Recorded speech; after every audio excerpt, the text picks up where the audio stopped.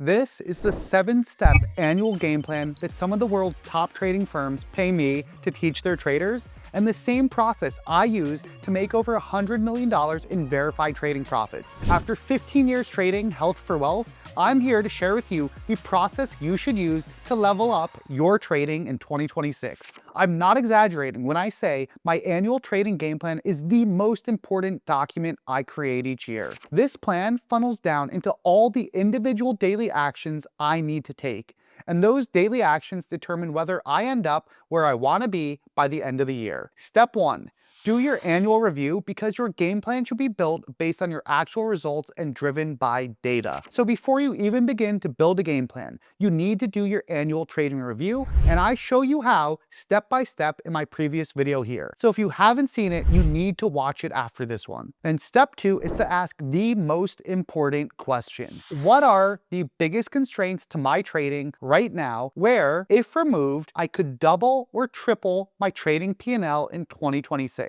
If you're like, I don't freaking know, if I knew I'd be a millionaire trader, don't worry. Here's how to go about answering this question. A constraint is a limitation of your trading that, if resolved, would generate the highest returns for the amount of effort put in. For example, perhaps you only have one strategy, and when that strategy isn't working, you're a sitting duck. We want you to be Scrooge McDuck, swimming in this pile of gold coins instead. So it's important to realize that most traders, with extreme effort applied consistently, absolutely do have the ability to double their P&L. But the reality is most traders absolutely won't apply extreme effort, let alone consistently. So they will not get anywhere close to those results if they even make any progress at all. But it is key that you frame the problem this way so that you are focusing on high leverage areas. We are not in this game to keep up with inflation.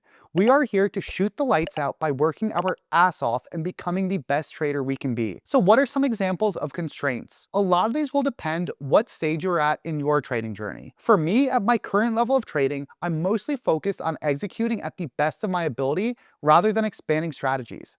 That is why a lot of my focus goes towards psychology and overall health and wellness. That said, some of the most common constraints for beginners, which if resolved can lead to outsized results, are these. First and foremost, we have stock selection. So many struggling beginner traders that reach out to me are trying to make money trading the S&P 500 every day, not realizing they're playing this game on hard mode. You need to be trading in-place stocks and building the skill set of how to effectively find these on a daily basis. If you are studying stocks with no edge or opportunity, you are just wasting your time. Effort does not matter if it's totally ineffective effort. Other issues beginner traders have is not knowing how to build a trading system to capture their plays. They do not even know where to start in finding plays with edge. They don't have an effective daily routine, and they're trading alone rather than with a trading pod. The nice part for a lot of these constraints is I've created a trading course as well as trading community that can help you speedrun the accumulation of some of that knowledge, whether you are a beginner or one of the trading elite. The link is in the description. Most intermediate traders tend to do well solving a few of these main constraints. The most common by far is increasing sizing, particularly in their best setups. And the other is expanding one's playbook so they have a backup plan when their playbook is not aligned with the hottest opportunities in the market. Other areas worth thinking about are how to find more of your best setups and how to further refine risk management to avoid unnecessary big losses. Losses and drawdowns will always be a part of trading, but if your losses are uncontrolled or without safeguards, that can be game over for anyone. At the most elite level, the major constraints tend to be pushing size to its limits, expanding into different trading products, and even expanding across various timeframes. I've seen certain 8-figure P&L per year traders immediately increase their P&L by learning how to structure certain trades using options. Once you've identified your major constraints, we're then on to step 3, which is ranking them in priority. I always get asked, is it better to maximize our strengths or fix our weaknesses? That is totally the wrong mindset because there is not a general answer. It's always about estimating the action that will have the highest return on your effort. As a result, I estimate that math by running each constraint through these 3 filters. Filter 1, you need to estimate the potential returns of each strategy, ideally backed by data. If developed and proven effective, is this strategy going to add $100 to your trading or $1,000 to your trading? It is wild how much effort many traders will spend on a project that won't even yield material P&L to their bottom line. Meanwhile, there are some focus areas that could lead to immediate significant unlocks in their P&L. Filter 2. Think about the amount of effort needed. This is where many traders make poor decisions. They choose goals that sound productive but have terrible ROI. There are some constraints that might take hundreds of hours to solve.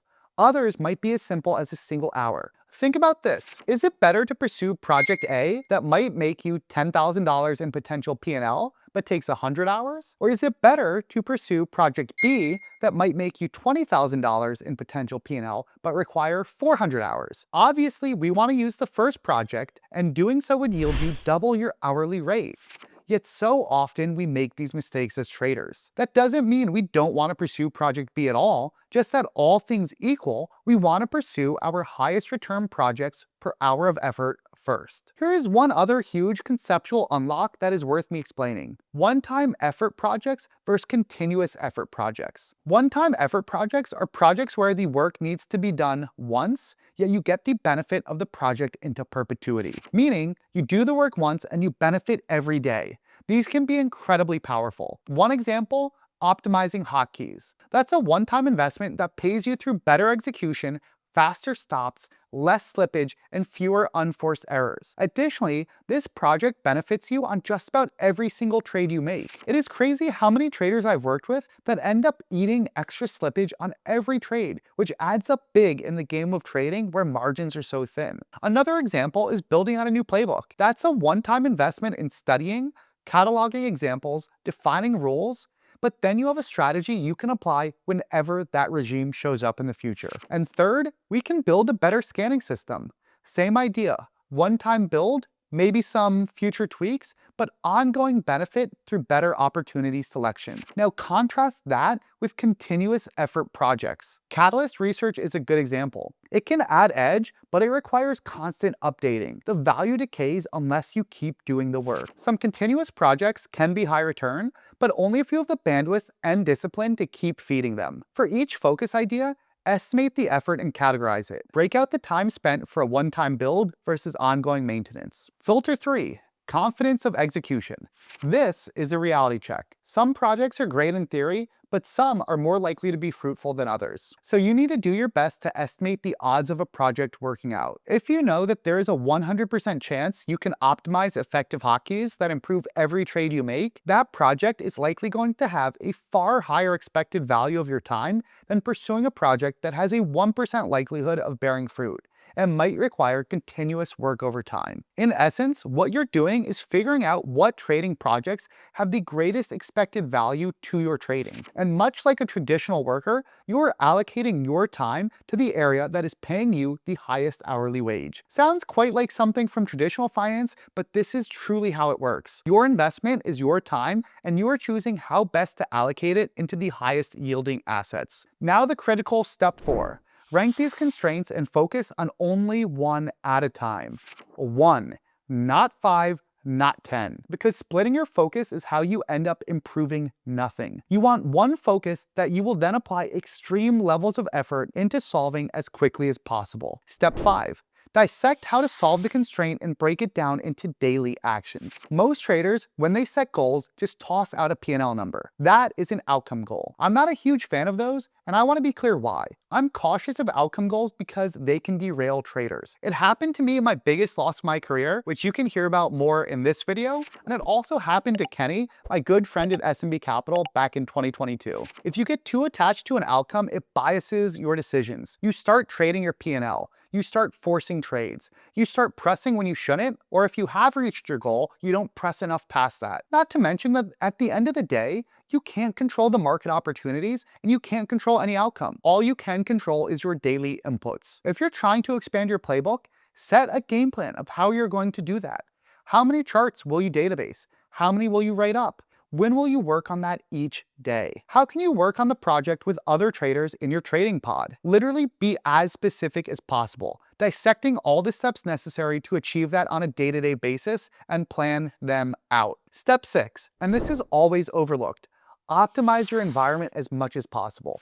Your environment drives behavior. If your phone is a distraction, block it. If you're spending too much time on social media, delete it. You want to set up your environment to make sure you have as high of a chance for success as possible. As part of that, schedule and lock in as much as you can into your schedule. Have Trading Pod members set alerts to check in on your progress. Make the stakes as high as possible that you get your top constraint done as quick as possible through intense effort and urgency. Now for step 7, do not be afraid to adapt and iterate. Just because you set a path on January 1st does not mean you blindly follow it forever. Markets change, your data changes, your strengths and weaknesses evolve. So you commit to the process, but you stay flexible in the tactics. You use new data to refine the plan. That's what professionals do. They do not marry a plan, they marry a process. Let's summarize. Here's the full 2026 game plan framework in one shot. Do your annual review, identify your biggest constraints, and brainstorm ways that will double or triple your P&L. Score each idea by estimated return, effort required, and confidence of execution. Then rank order them. Pick the highest focus. Translate that focus into daily process goals, optimize your environment, schedule the actions into your calendar, and then build safeguards. Set monthly and quarterly check-ins with your pod, and then iterate as new data comes in. That is how you build a real game plan for the year.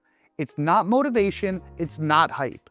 It is a specific plan that increases your expected value through explicit, better actions. Thank you for watching. Hit that subscribe button, and I will see you in the next one.